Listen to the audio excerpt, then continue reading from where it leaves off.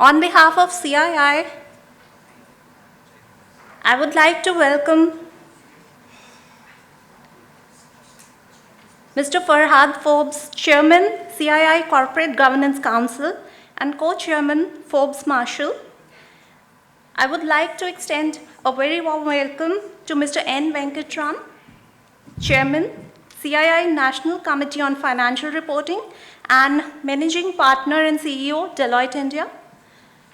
I would welcome Ms. Priya Subbaraman, Chief Regulatory Officer, National Stock Exchange of India.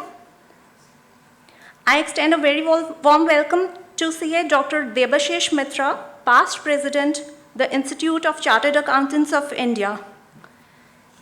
Welcome all of you, sir and ma'am.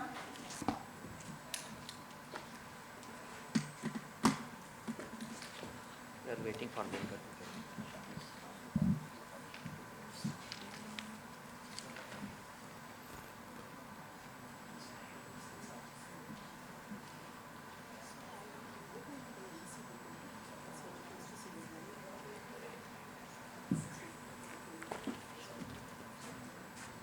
I would like to welcome Mr. N. Venkatram, Chairman, CII National Committee on Financial Reporting and Managing Partner and CEO, Deloitte India. Welcome, sir.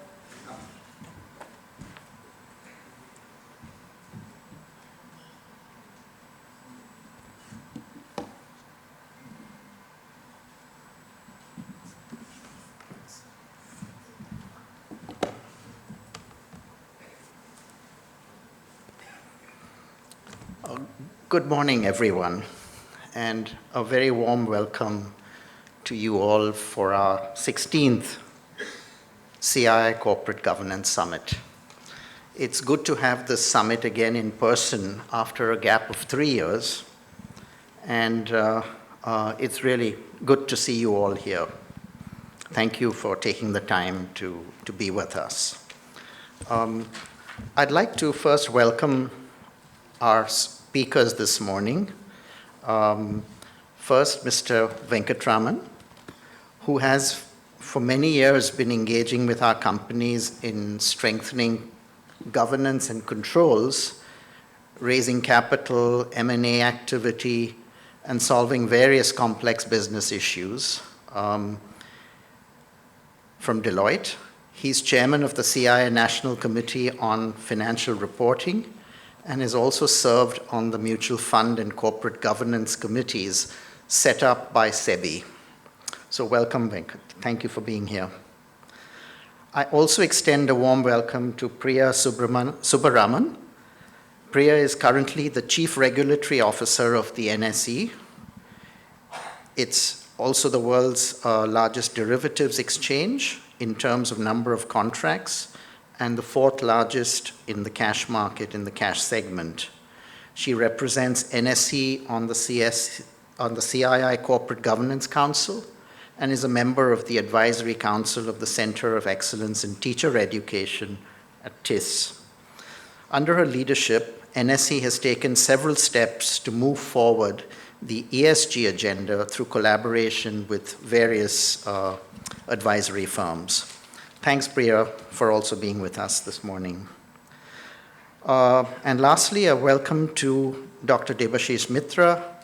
Debashis is the immediate past president of the Institute of Chartered Accountants of India and presently director of ICAI Registered Valuers Organization, and represents them on the committee to advise on valuation matters at the MCA.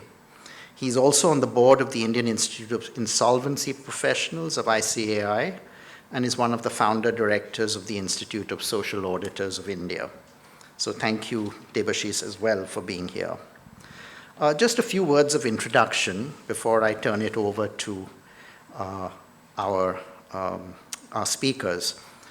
Sound corporate governance addresses the following issues: trust, fairness, integrity, accountability, social responsibility and equity, and most importantly, meeting stakeholders' expectations through disclosure and transparency. In effect, to build and maintain the trust of stakeholders. And adhering to these basic tenets of good governance undoubtedly lays the foundation for continued success of business entities and for their long-term sustainability. And in the wake of, a changing business landscape and various risks and challenges, the concept of corporate governance also keeps changing and evolving. And we in organizations need to display both the agility and adaptability in aligning our strategies and processes with these changing scenarios.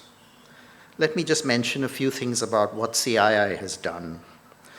The subject of corporate governance is one of CII's top priorities. And CII has been a proponent of corporate governance in India.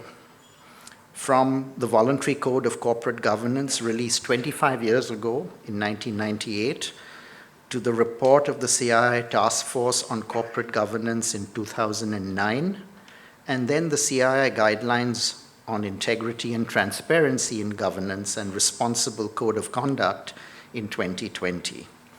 So we continue to work in recommending sound corporate governance practices for our member companies. I'd like to mention a few corporate governance issues which are of relevance today and probably for the future.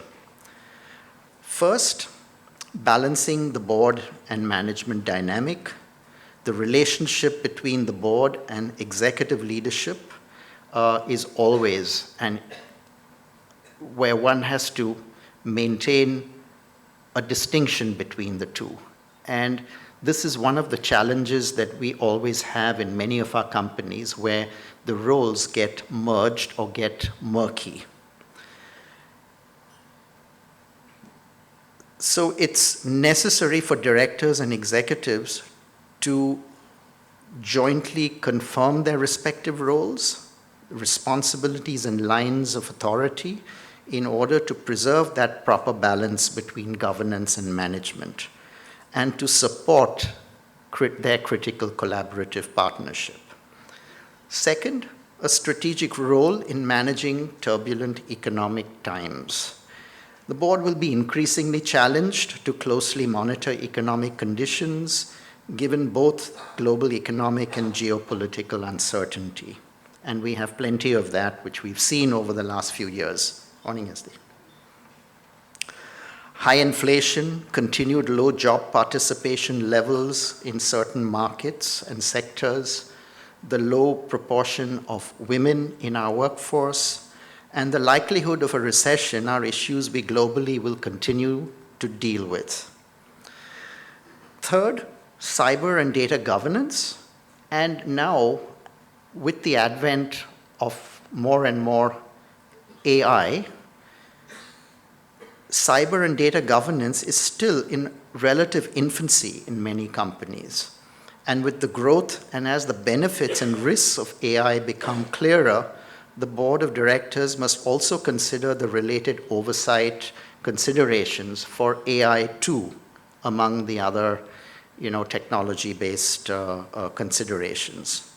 So these would include the processes by which directors will address AI applications and implementation issues in their own companies, and develop the internal structures that will provide for effective board education, monitoring, risk prevention, and regulatory compliance. So it's one more added thing to actually develop competence in boards besides what's already there for cyber and data governance.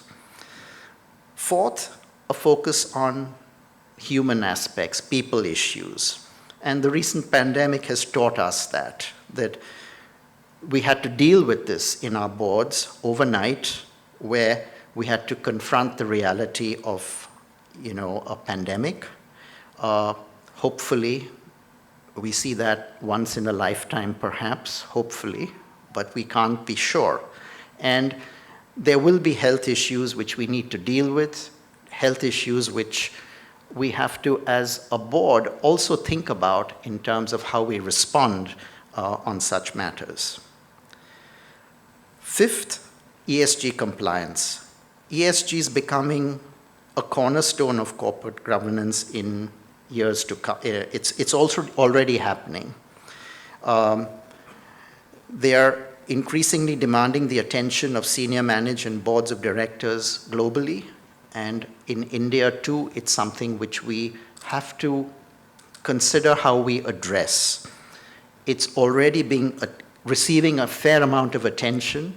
There's a fair amount of education which is happening to create awareness, but how we practically implement this in our companies and how we as a board actually oversee its implementation is becoming more and more important for us to consider. And finally, diversity, equity, and inclusion. It's not just about governance and board representation, where we check the box in terms of having women directors on our board. It's really to think about it in business terms.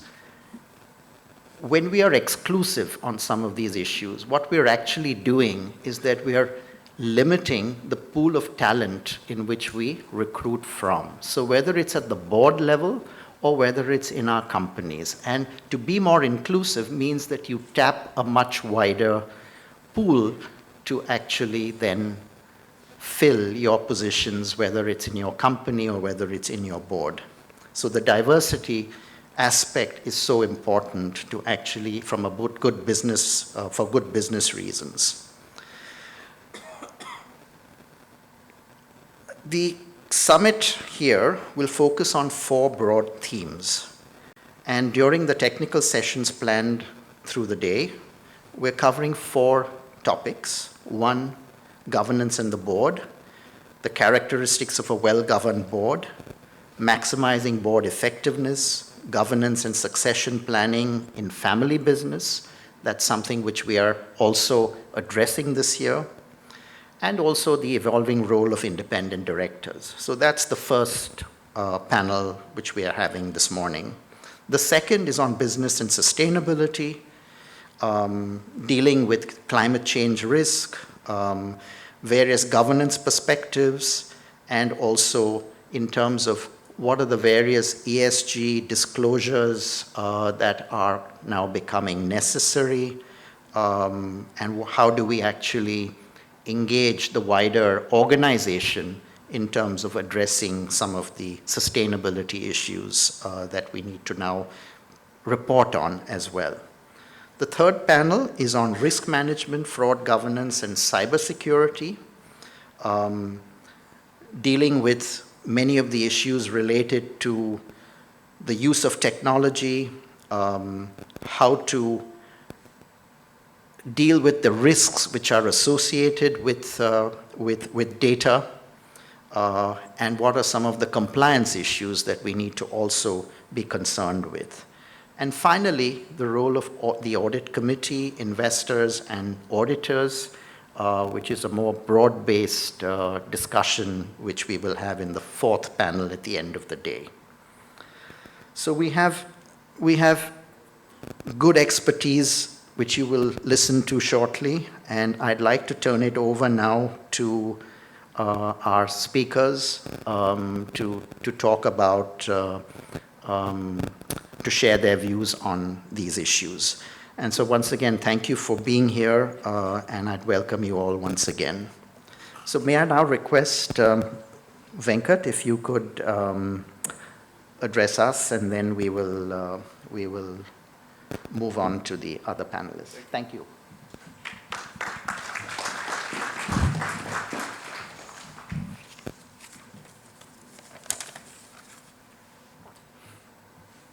Good morning. First of all, I must thank CII for starting at a very reasonable hour. Thank you. I think the chairman has really set the tone for the summit today. And there's one word that I picked up from that, on which frankly I came with some prepared speech, which is on trust.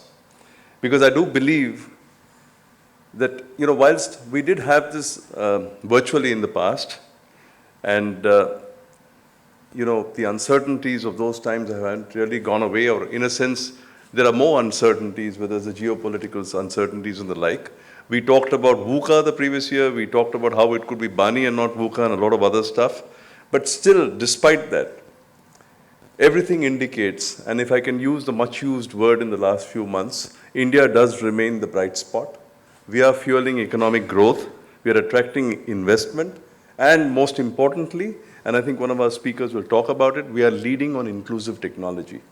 So the question of how we can use technology to leverage on all that we have to get done in this country as companies is going to be very, very important to us.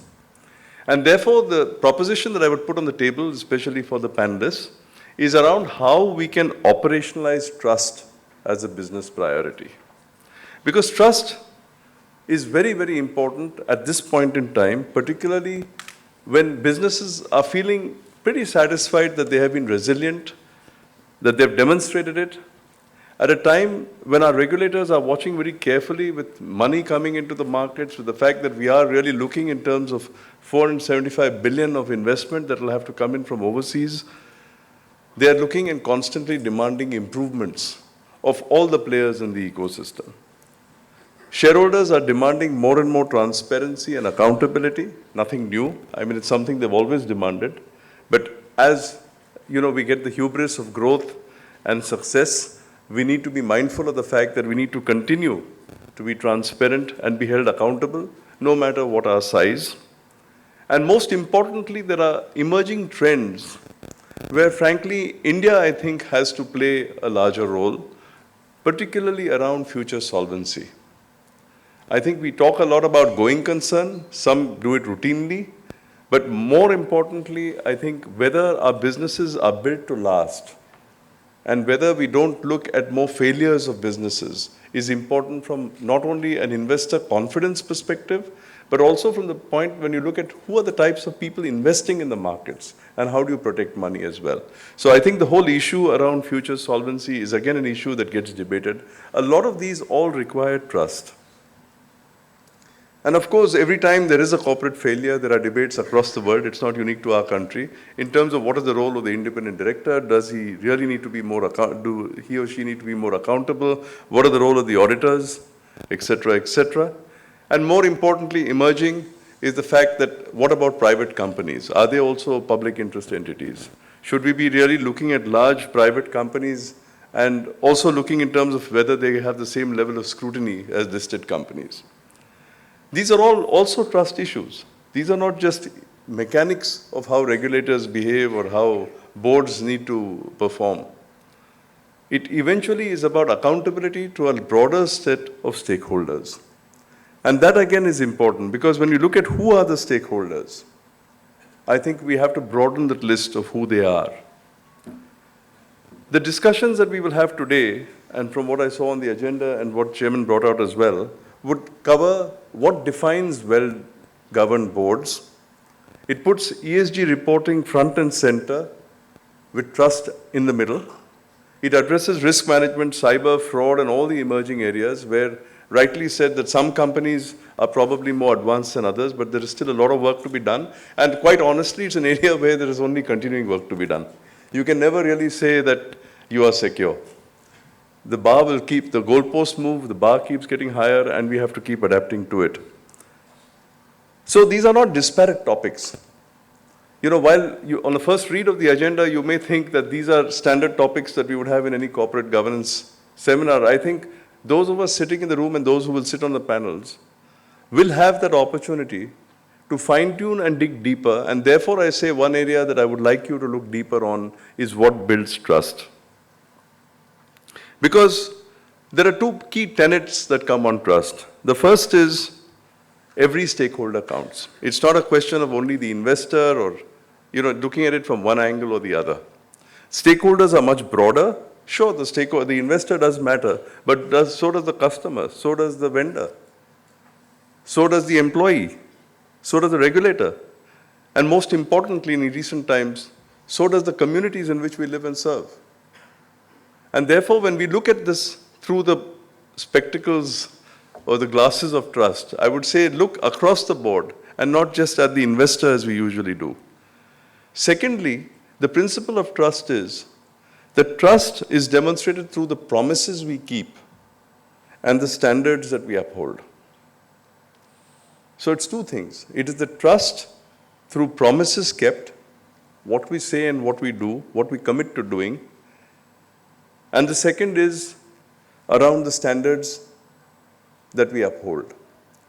Because here, and I will lead to it maybe further down as I speak, this is where the concept of spirit of the law versus the letter of the law will come into being.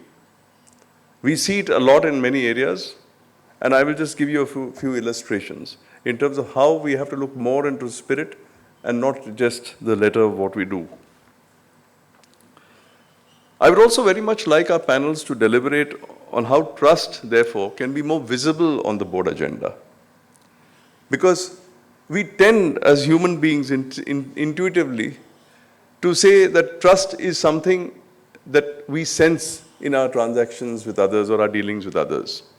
But when you come to the board is constituted of a number of individuals, but there is also a collective trust that we have to build. And therefore, you need to be more systematic about how you go around building that trust, and you have to work on including it in that agenda.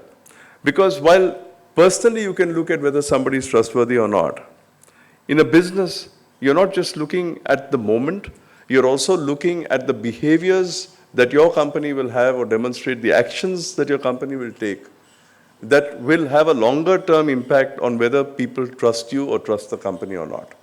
And as just to repeat myself, it's a broader stake of shareholders. If your employees don't trust you, if your vendors don't trust you, if your customers don't trust you, if any one of these don't trust you, it comes back and bites you at some point in time. And so therefore, you need to not just look at how you build trust when events happen.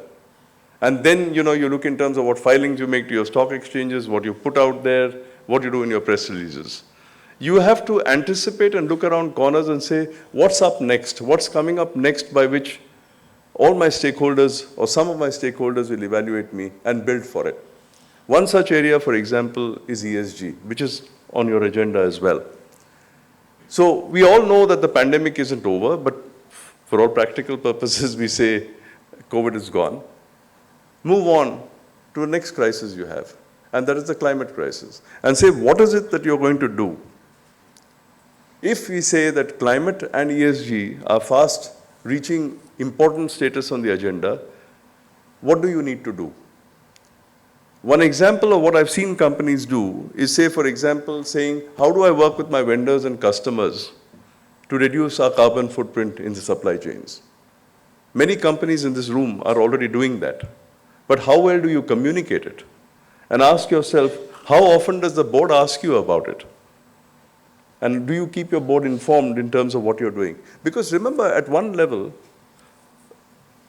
without diluting directorships, board members are like bees, right? They pollinate different flowers. I mean, they learn something in a board meeting and then they can go and question someone else and see how you can get a best practice there as well. So the more you teach them and the more you keep them aware of what you are doing, the greater the possibility that they can challenge in other boards on which they sit. So therefore, look at these emerging issues and say, how can we strengthen trust in our companies by talking more about what we are doing? There will be barriers for sure, right? And this is where I think the point which was brought up again on the people comes in. COVID taught us one thing, that we could rally together and unify in difficult times. We did it as a nation. We did it as a people in terms of rallying around the country to say, okay, we must get our exports up. We need to really look in terms of how to get India forward. We did it within our companies. We did it within our communities in terms of how we got people to hospital and got treatment done. So we became good at times of crisis in terms of rallying around. Question is, can we rally around when the times aren't a crisis? And this is again, I think, an area where you then have to focus and say, if talent is what I need to rally around, what does our talent need? What do people want? What do they really want? We, for example, have seen that they want to do new things. They want to build something different. They want you to demonstrate that as a company that you have a culture of courage, that you have the right to speak up, that you want to do what is right, and that most importantly, you're a company that wants to innovate. So if you want your people to trust you, you've got to also demonstrate that you don't just talk about these things, but actually do it. And here again, therefore, keeping the boards engaged in those conversations would become more important. And of course, the issues which are on the agenda again are focused on culture, equity, diversity, workforce experience. All of these also fit into the trust agenda, because if you talk about it and don't do it, it really gives a bad message to your people. But whether the board is actually measuring this, I would say the jury is out. Because by and large, you normally just see a statistic. You're not really seeing the overall vision to say that, yes, this is the goal and this is where we want to reach. It's one thing to say, I want women in certain positions. It's another to say that from day one, when you recruit them in the organization and put your collar up and say that we have 50% women in the workforce, how many of them actually stayed? What are the interventions you had to see that they actually got successful within the organization? These are also, in a sense, this is the delicate balance where people say, oh, this is management. I mean, why does the board really need to know what happens here? But certainly the wisdom, the collective wisdom of the board does come into play when you look at areas like this. And as I said, it also helps you to cross-pollinate and take this to other people as well. My area of expertise is financial reporting, so I'm careful to steer away from it today because I don't want to stand here all day. And that's why I have a piece of paper. But I did touch upon what I call the spirit of the law. And here again, I would say, it's trust. Let me just take one or two examples, right? One is, in the UK, for example, there's a question out there in terms of dividend. To say that, are we really monitoring whether dividend is being paid out of capital? The whole issue of capital maintenance. It's an issue that we studied in the 70s or the 80s. It's coming back. And I was just thinking to myself, why is the issue of capital maintenance and payment of dividend out of capital coming back again? Because in a country like India, which is on such a phenomenal growth path, I don't think large investors trust, yes, they are looking at what is the dividend payout by the company. But for a guy who buys a 10 rupee share at 1,000 rupees or 2,000 rupees, he's not really looking at what return he gets out of the dividend that comes in. But roll back a bit and say, what if a promoter is actually taking the money out of the company through dividend? Today, we are also excited about related party transactions and are spending a disproportionate amount of time in terms of solving that intractable issue. Certainly, even dividend payouts of companies would be important in the context of companies that liquidate. To say that, did you really take a repayment of capital rather than a payment for capital invested before you sank the company? So I think that in the context of time as well, the time frame in which we are looking at it, 20 years ago, a board spent a lot of time in terms of what the dividend rate should be. And some of us old-timers know that. And frankly, in those days as auditors, the dividend payout wouldn't happen unless the resolution to pay dividend was checked by the auditor to see the calculations itself. And I think SD will also remember those days. But today, I don't think that the amount of dividend payout is more than a fraction of time spent on the agenda, right? But if you looked at it through the new lens to say that, am I actually distributing capital or am I actually doing the right thing and paying dividend? It's still a matter of trust that you would need to look at. Maybe less, I may be giving you a very broad example, but just to give you the example that what you looked for 20 years ago is different from what you need to look at today. The second is valuations, a more contemporary issue. Everybody is doing M&A. And as we go on to this 5 trillion or 10 trillion or pluck a figure from the sky and put it there to say that is the growth of India, there will be a lot of M&A activity. There will be a lot of acquisitions, there will be a lot of buying and a lot of selling. All of this is based on cash flows. A lot of it is future cash flows discounted to the present, the DCF method. Ask yourself, in how many of those cases, 3 years down the road, does somebody go back and revisit the cash flows on the basis of which the transaction was done? This again is a trust issue. Someone bought or sold a company on the basis that this is the way the cash flows move. But we rarely, after that we talk about, and we also talk about synergy benefits and the like, and say that these are the synergies if we combine these businesses and do something. Your shareholders trust you. They vote on those resolutions. They agree to those swap ratios. But is there somebody who's actually looking at it later to say, did this really work? So I think if we weave trust into the way we think, it'll give us good, reliable outcomes. It also brings a lot more responsibility to the people who do it. There will always be fine-tuning. I think for us as auditors, for example, the most important thing is to have improvement-focused regulators. Regulators will come to you and say, how do you keep improving? How can we improve? How can you improve? How can the corporate system improve? Because times keep changing and we've got to change with the times. So in conclusion, I just say that yes, at this inflection point of growth and investment, we should assume that trust is key and an integral part of the governance principle, and we should incorporate it into our board agenda. Our own data tells us that trustworthy companies, and by the way, I can't say it's an audited number, but it says that trustworthy companies outperform untrustworthy companies by a multiple of 2.5. At least that's what our research tells us. It's an important thing because what it demonstrates to you is that businesses need to be both competent and trusted. And therefore, the active fostering of trust is an important message that I would leave with you today. Thank you very much.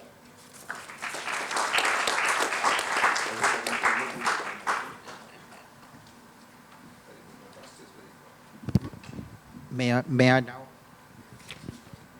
It's working? Yeah. May I now request you, Priya, to address us as well, please? Thank you.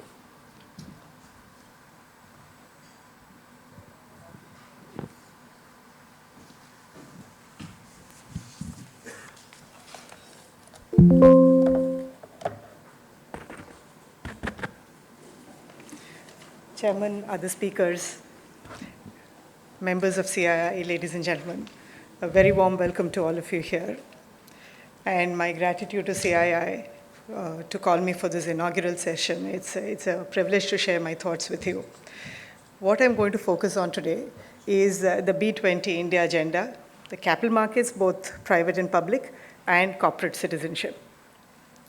So this year's theme, which as part of the B20 agenda, is R.A.I.S.E, which is also the theme for the Corporate Governance Summit today. Responsible, accelerated, innovative, sustainable, and equitable businesses. So Venkat has already spoken about the trust factor. I think that underpins just about everything else that we seek to achieve. So the B20 agenda is very wide, is very large.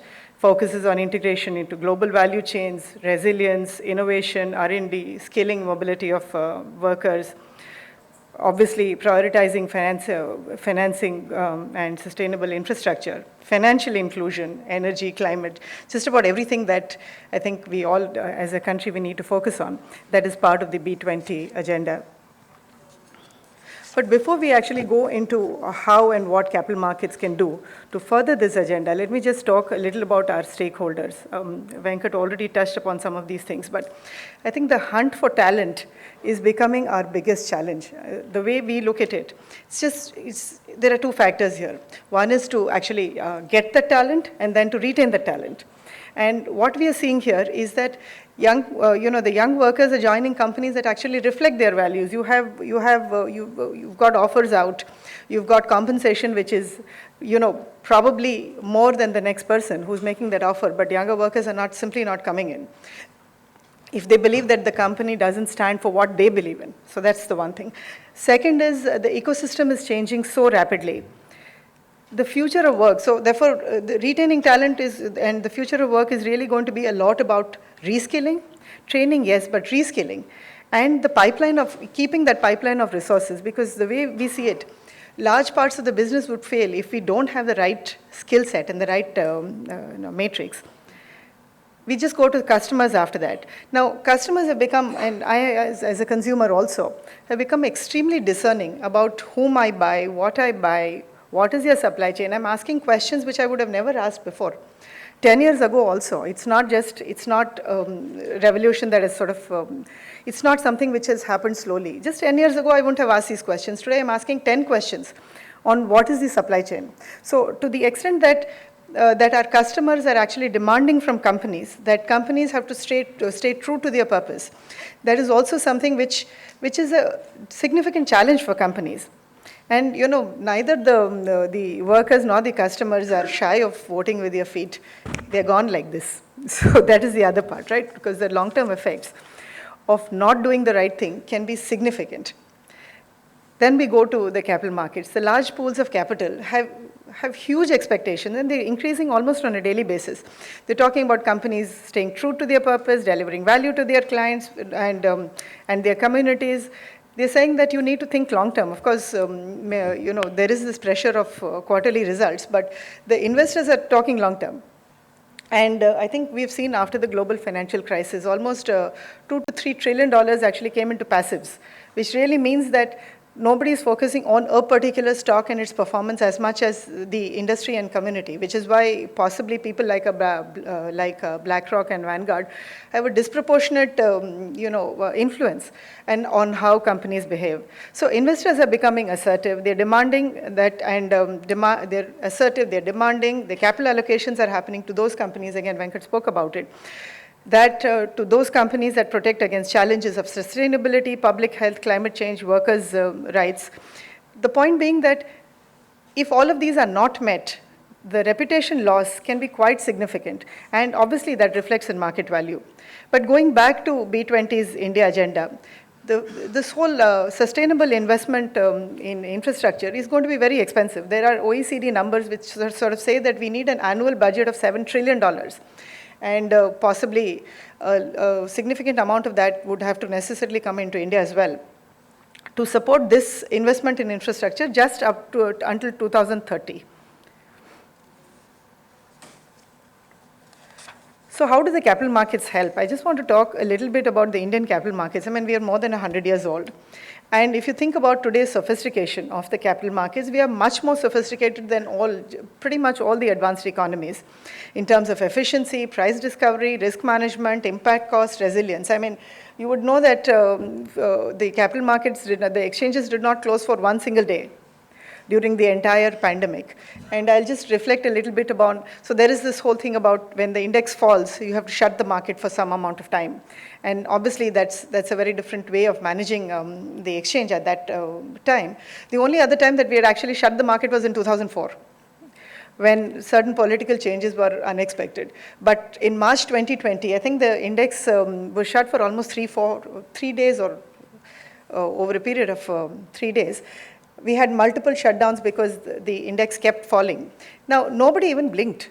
The resilience that we had built, despite working from home, was quite significant. So therefore, we are capable of that from a capital market perspective. And capital, if we are going to think about $500 billion into India and God knows how many $1 trillion, that is going to require both equity and debt, and only market is going to give it. I don't think banks have the capacity to lend these kind of trillions of dollars. In any case, banks are also listed. So they have to ultimately draw money from the markets. So I just want to, again, if I think about the Nifty performance, 3 years ago, and I was actually looking to the day, 3 years ago, Nifty was at about 10,500. Last night, yesterday when we closed was 17,600. This morning it's little down because of global factors, but be that as it may. For the first 25 years of NSE, we added about 2.5 crore investors. In these 2 years, we've added another 4 or 5. So that's the pace of change.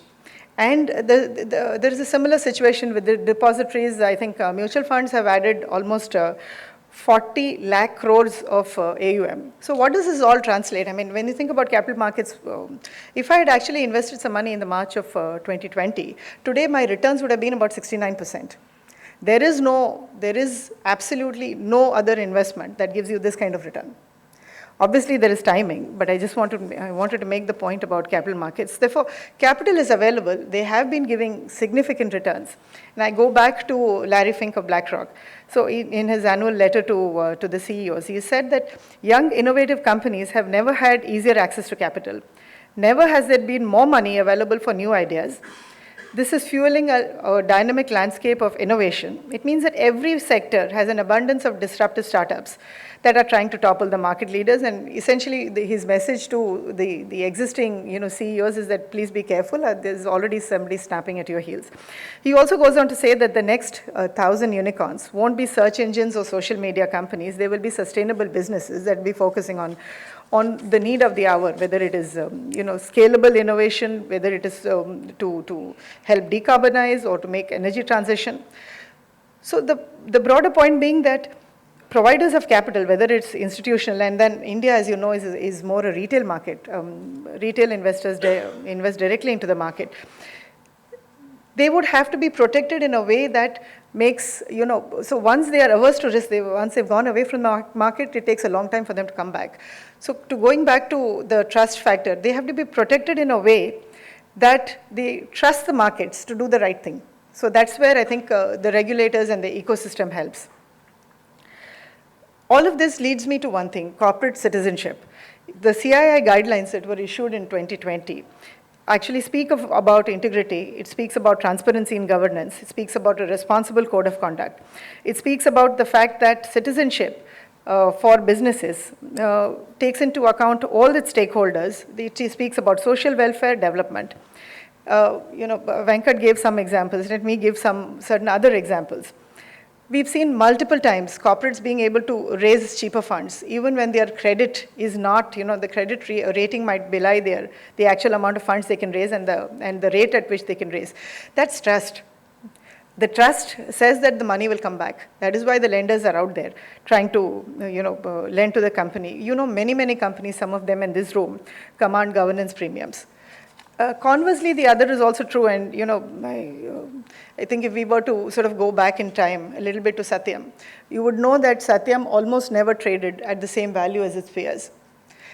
The trust factor was missing, and therefore, irrespective of whatever whatever business it had and whichever clients it was serving, it almost never traded on par with some of its other peers.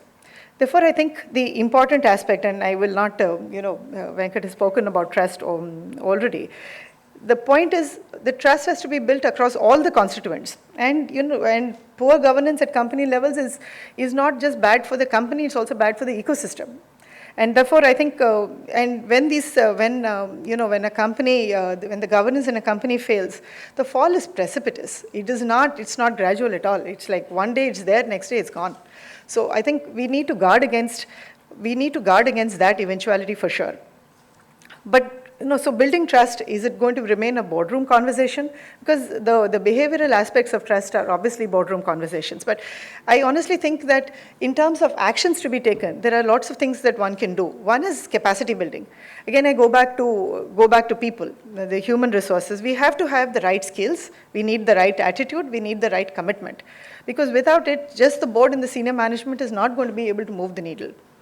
Another aspect is fixing accountability. So I call this the Goldilocks conundrum, because too much and nobody will take a decision, and you just let things be, and then you will have a global financial crisis with 25-year-olds building derivatives on derivatives. So that's something which we certainly need to think about. So where do the boards come in? Again, this has been referred to earlier, the role of the independent directors, board skills, board competence, and the ability to ask tough questions. I think that's really the hallmark of an effective board, and the panel later today will probably focus on that. Our experience is that by and large, so when you think about the letter of the law versus the spirit of the law, our experience is that by and large, most boards have the requisite number of meetings. The directors have attended most of the meetings. Most of the directors have attended most of the meetings. The mix in the boards also is standard. There are 1 or 2 women directors, and all the other tick boxes, the boxes are ticked. But if everybody's meeting requirements, then why do we need to talk about governance so much? Because the effectiveness of the board is not necessarily determined by these factors, which are objective. There's something in a board. An effective board is not just about these factors, right? Effective board, I would think, is really a board which can actually have a virtuous cycle, where one good quality builds on the next. So the board members develop mutual trust, mutual respect, they share information, ask tough questions, challenge each other's conclusions as well, and then, professionally arrive at the right outcomes. I think that is not something that can be written and, read from a book. That's something which the board evolves. Each board evolves differently, but that's something that needs to happen. what else should the board be doing? Obviously, there should be a culture of transparency and respect, leadership on issues of equity, diversity, and driving strategy in a way that takes care of all the stakeholders. I just want to talk about a couple of more things in this space. One is boards need to understand technology in a very different way. Technology is pervasive. You know, my 80-year-old aunt sends videos on WhatsApp every single day. So therefore, you know, it's sort of intertwined in our lives in a way that our biggest problem, at least I think I speak for this room, if the internet connection is down, we are done. So that's a very different problem there to have, but be that as it may. Boards need to understand the pervasive use of technology and what going digital actually means, because digital transformation need not be expensive, provided you have a very clear understanding of the outcomes. Sometimes what really happens with technology, and that's our experience, technology, everything looks new and shiny, and you feel, you know, new and shiny toys, and you want everything. But that's not really helpful from a company context. I think it's extremely important to see what's the optimum solution for that company. And then moving on to obviously cyber. The conversations of cyber security and cyber hacks and so on and so forth are getting a lot more intensive, which is extremely good. But I think probably it needs to get far more attention than it's doing today. The world is getting more and more interconnected. There's a whole network of vendors, employees working from home, employees traveling, and all the rest of it, which has increasingly increased the risk and threat of cyber attacks. So if 5 years ago somebody mentioned lapses to me and asked me what it was, I would probably have said it's a boy band. But turns out that it's a network of teenagers who have brought down, technology companies like Microsoft. Now the point is, and I don't know whether it's ironical or what, Lapses is actually logged into Zoom calls, which were set up by the company to try and understand who hacked them. So they were on those Zoom calls and they said, we hacked you. So that is the extent to which we are unprotected in today's time. So I think it's exceedingly important for the board to get the right kind of experts into the room and get the right kind of advice. And finally, no discussion is complete without a reference to social media. Boards need to have a strategy. So we used to call it trial by media. Today we call it judgment by Twitter. So therefore, boards absolutely need to have a strategy. I think some of us might remember that a few $1 billion just went off the market capitalization when one influencer said something on Twitter about Snapchat. So, each of these social media is not clubbable in that sense. I don't think there's an English word called clubbable, but be that. But so Instagram is different, Twitter is different, Snapchat is different. Each of these have very different motivations, very different influencers. I think it's important for the board to try and understand some of these pieces as well.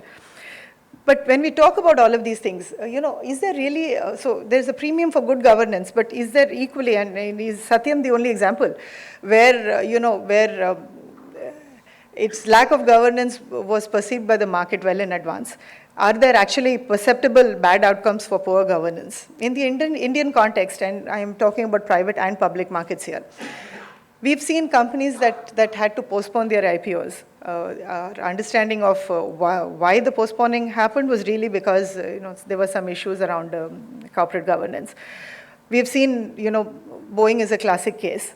Quick decision making have not factored in all the risks. We've seen penalties paid in the millions of dollars and the reputation hit. We've also seen companies that have actually taken down all their group companies because one company which is perceived to be a better credit risk is actually going and borrowing in the market and trying to give it to its associate companies, and then the whole group has been brought down. So there's very clearly a perceptible bad outcome if the governance levels are not what it should be.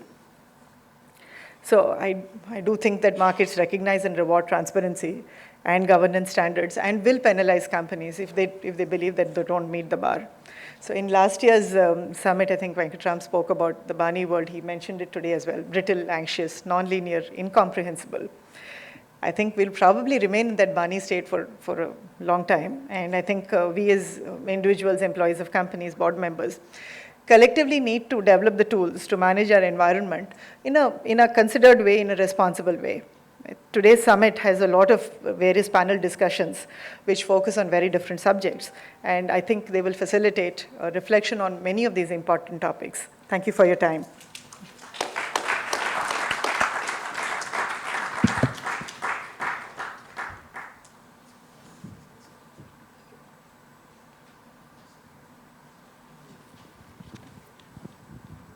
Thank you very much, Priya. And I think both speakers, Venkat and Priya, emphasized the importance of trust. And that's such an important element. It's sort of an underpinning factor in almost anything that we do with relationship to good governance. May I now request you, Debashis, to talk to us. Thank you.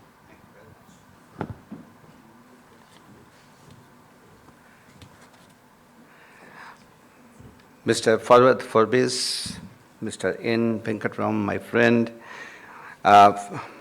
Priya, Madam Priya Subbaraman, Vikas Mohan, ladies and gentlemen, a very, very good morning to all of you. My great pleasure of being here is joining this discussion on corporate governance, and I thank CII for having invited the Institute of Chartered Accountants of India to, participate in this. When I took over as the president of the Institute of Chartered Accountants of India last year, at the same time in the month of March, I made a statement. I said that audit is a serious business. And that statement had a ripple effect. So many chartered accountants, they wrote in the social media that thus the president of the Institute of Chartered Accountants of India is telling us to avoid audit, because he's saying that audit is a serious business. And there was a lot of controversy that why did he say that? I said that because, I believe what Venkat has just now said, that audit now has totally changed. It is no longer just the use of your membership number and firm registration number. He's talking about trust. I totally agree with it. But the change in the audit has been, and of course in the boardroom, how much of a fraud catcher are we? That has become a very, very important determinant, unfortunately.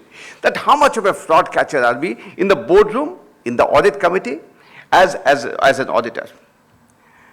When we carry out audit, and first of all, from the point of view of audit, let me tell you, when you carry out audit, we always say that we give a reasonable assurance. Reasonable assurance means the financial statements give a true and fair view. And we also write that we do not give a guarantee that all frauds could be caught by us, and that we have, all frauds have been, reflected in the auditor's report. That's a reasonable assurance. There is another kind of assurance called absolute assurance. That is true and correct. That means you have, seen everything. The problem that here, a boardroom faces, and the problem that the profession faces is, the expectation is, if there is a fraud, what was the auditor doing? If there is a fraud, what was the audit committee doing? If there is a fraud, how come the board of directors gave a director's responsibility statement saying that no fraud was there? That's the problem you face. And then as a profession, first of all, let me tell you, as a profession, we are more and more driven towards being a bloodhound rather being a watchdog. Over the period of time, we have said that we are a watchdog. We are a watchdog. But the expectation throughout our, in the USA about 5 days back, and they were, the CPA, CPA guys, they were all saying the same thing. The expectation is push them towards being a bloodhound. Right? That's the expectation. Now, what the government says, there is a section called 143 subsection 12 of the Companies Act. The government says, if you have a reasonable belief that a fraud has occurred, and if the value of the fraud is more than 1 crore, inform the government of India immediately, within 60 days. Right? So that's what it says. And if the value of the fraud is less than 1 crore, inform the board or the audit committee. And the audit committee and the board is to take note of that fraud. Then the section goes on to say, if you have failed to do so, Mr. Auditor, in that case, if it's a listed company you are auditing, your penalty will be 5 lakhs, not to speak of the imprisonment and all this. And then if it's not a listed company, your penalty will be 1 lakh for the frauds that you did not. Now, over a period of time, and Venkat will agree with me, he's a very good in audit. We have always said that we do sample checking. We do not do 100% checking. And we give a reasonable assurance. Let me tell you, as the president of the institute, so many times I have been in dialogue with the government, telling them the government not listening to me. You see, saying that we do sample checking, sir. We do not do 100%. And sample checking is part of the auditing standards, which is embedded in the Companies Act. It is not something that we say that we do it, right? So you see, now the expectation is for 100% checking. And the expectation is you check 100%, let the audit committee know that these 10 frauds have occurred. And the board must take full responsibility for all the frauds. Board cannot say that I did not know about the frauds. So that is the expectation, that is the scenario in which we live today, sir. Somebody was asking me about 5 days back. You know, the AICPA people, they were saying so many people are moving out of practice, CPAs in US. They are saying that some of them feel that it's over-regulated, that area. But some of them said that they find, the professionals find, that audit is boring. I repeat, audit is boring. You don't have the swagger that an auditor used to have in the past, and that audit has become boring. Right? So you see, I immediately, I raised my hand. I said, totally disagree. Totally disagree. Totally. Because I said, audit could not have been more interesting today than, say, any time before. Why it is so? Because with the technological changes sweeping us, the repetitive tasks have been taken care of by the technology. What the auditor has to do is apply his mind to the more, to the areas where his skills, his professional skepticism, are tested. Because repetitive areas are being taken away. And once repetitive areas are being taken away by the technology, and AI has played such an important role, and even the Institute of Chartered Accountants of India, AI has played such an important role in the way we are now providing audit tools free of cost to the membership, telling them that if you don't go for technology, you have had it. You'll be simply swept out. Simply swept out. You have no business being in audit. That's why I said audit is a serious business. Right? You'll be simply swept out. So with AI coming and with 100% checking coming, I don't know whether Venkat will agree with me or not. In the future, true and fair might lose its relevance. And expectation might be there that you have to give it true and correct. And expectation could be that all the frauds must be reported by the auditors, because you are no longer going for the sample checking, you are going for 100% checking, right? But thankfully, that's not the situation as of now, but that is how it is. But mind you, here in this area, I'm speaking from the point of view of auditors, the audit committees must play a very important role. The Act, the Clause 49, the Companies Act says that the audit committees must be, majorly populated by the independent directors. That's fine, very nice, very good. But they say that independent directors must be financially literate and they must understand a balance sheet or a PL. That, I think, is not going to be enough. Greater expertise is required from the point of view of the independent directors in the audit committees. Because unless you have that, and audit committees, basically they're talking about related party transactions, they're talking about quality of audit, they're talking about frauds, they're talking about internal audit as well as external audit. So the independent directors have to be of that level. So that is, for those of us who ponder about corporate governance, let me tell you that, audit committees are going to play such an important role. And when the board of directors, they sign the director's responsibility statement saying that we have followed all the accounting standards, saying its ongoing concern has been followed, saying that, no frauds could be detected, the board of directors have to be that much more careful when they sign the director's responsibility statement, because they take so much of responsibility on themselves when they sign the director's responsibility statement, which is part of the board. From the point of view of auditors, another issue has come up, and very frequently it does come up: independence of auditors. When a company is appointing the auditors, how independent are they? Right? So you see, that is an issue that has come up again and again. How independent are they? Please note now, what the Companies Act is doing is, they are pushing us. Section 144 of the Companies Act, Code of Conduct of the Institute of Chartered Accountants of India, they are pushing us towards a situation where you do not touch non-audit services. If you are going to be an auditor, concentrate on audit, forget about non-audit services. They're pushing us towards that. Section 144, if you see, of the Companies Act, they're pushing us towards that, and that is going to be the norm. You see, you have to choose between audit or consultancy as we go ahead. Simple. If you're going to be an auditor, you be an auditor, forget about consultancy, so that there is no conflict. So that is how it is in India today, and it's going to be stricter as we go ahead in the future. Today when I came in, I was wearing this badge, and my friend, they were saying that, you see, why are you, see, did we meet in Abu Dhabi wearing this badge? He was saying, this badge is the 17 Sustainability Development Goals of the UN, 2030, many of you. Now, what has a chartered accountant got to do with this? I'll be more interested in the financial figures, the balance sheet and PL, whatever I have got to do with this. Simply because, just like a board, I also live in changing times. The board must note, and I must also note, that in the future, non-financial reporting is going to be more important than financial reporting.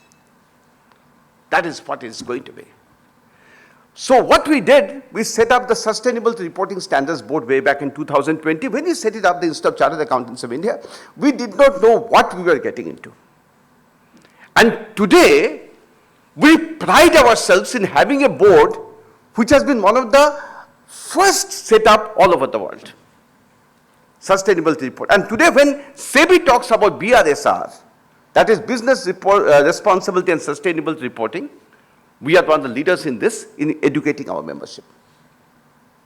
When SEBI issues a consultative paper on ESG and seeking for reasonable assurance or limited assurance, we know about ESG because we have had numerous talk shows on ESG, and we have developed a standard on ESG, pushing the profession towards a newer area. Pushing a profession towards, because non-financial reporting is going to be a very, very important area. SEBI now talks about social stock exchange. And they told us, can you develop social audit standards for us? We went ahead and developed 16 social audit standards. Being happy with us, they said, now can you put up a Section 8 company which will regulate the whole social audit scenario? We put up Indian Institute of Social Auditors, a Section 8 company, to regulate the social audit, something which is very, very new. And this is a message for the boardroom also, that things are totally changing. For me, for Venkat, the way we did audit, he's saying that financial reporting is his forte, it is totally changing. It's sweeping us across our feet, you see, and we are trying to grapple with that change, just like the boardroom, the corporates must do so. Last point, and I'm so happy that trust has been discussed. And by the way, see, when I came in, we were told about the World Congress of Accountants. The Institute of Chartered Accountants of India, for the first time in more than 100 years history of the World Congress of Accountants, we hosted the World Congress of Accountants in India in November in Mumbai. I'm not talking about the World Congress. Delegates from more than 120 countries came.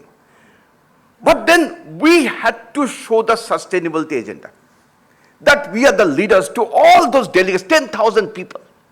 To all those delegates, Finance Minister was there in the inaugural session, Om Birla was there. We had to show, it was in Geo International Center.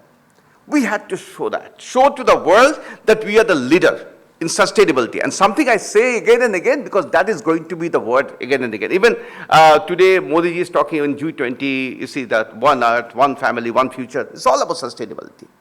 What we did a conference which was zero carbon neutral. That is, we found out what was the carbon emission. 8,500 tons. We offset it. By planting of trees, purchasing carbon credits, we simply offset it. Right? And we told the whole world that this is the first conference which is carbon neutral. We heard them. They all heard us. They said, these guys are good. What are they talking about? We said, carbon neutral conference. Right? So it's 10,000 people carbon neutral. And then what we went ahead and did it, and this again for the board, we prepared, can you believe, chartered accountants preparing a guidance note on greenhouse emission.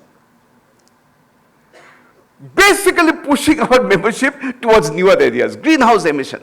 I think the board also must do the same. That's what it is. Times are changing and we must innovate and change with the changing times. Last point, I was very surprisingly asked, what is the definition of the success of a board? Somebody was asking me.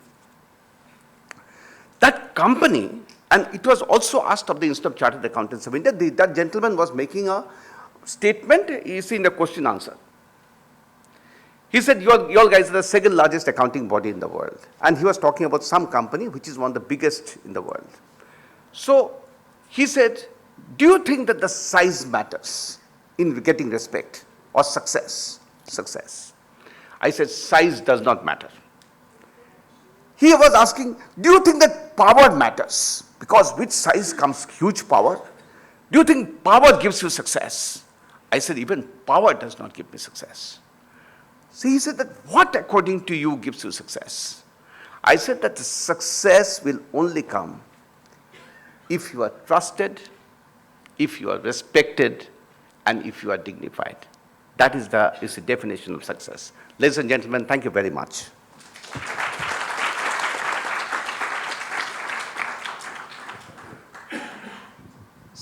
Thank you very much, Debashis. So I think that brings us to the end of our first inaugural session. Looking at the time, I don't want to, spend more time on trying to summarize anything. I think we've had an excellent set of comments which have been made to set the tone for the day. I think the only things to maybe take away is the importance of trust, the fact that trust is actually, if you look at it all over the world, it's really, it's at a premium right now. And in the sense that there's an erosion of trust between various stakeholders, and particularly between the broad stakeholders versus business. And it's a global phenomena. It's something which we in India have to also contend with. And I think it's really what we do which makes the difference. It's, as you rightly said, Venkat, that it's adhering to the spirit of the law rather than the letter of the law, and doing the right things, not because it's regulated and it's required, but because it's the right thing to do. And thank you, Priya, also for saying that, markets are smart and they recognize and they understand when we don't do the right things. And so corrections take place as a result. And finally, on the last point about the importance of auditing, it's really good to know that we are now looking at non-financial things as far as being responsible to actually audit in companies and check those in companies. And things related to the environment today is not something for the rich world to only consider. The problem is on our doorstep, it's here. If you look at environmental factors in South Asia, there was an article in The Economist just about 3 weeks ago which said, I think 9 or 10 of the most polluted cities in the world are in South Asia. And I think we only need to look at even a city like Bombay, where we thought it was actually a much cleaner environment than other parts of North India, but actually at present times it's actually worse. So I think these are all things which we have to deal with and actually do something about. So with that, thank you very much for being here. I'd like to thank our sponsors and partners as well who have supported this event. The National Foundation for Corporate Governance, who CII is partnering with as well. Thank you for your support too. And thank you all our distinguished speakers here for spending your time this morning and sharing your words of wisdom. And thank you all for being here. So we will be back here at 11:30. So thank you very much.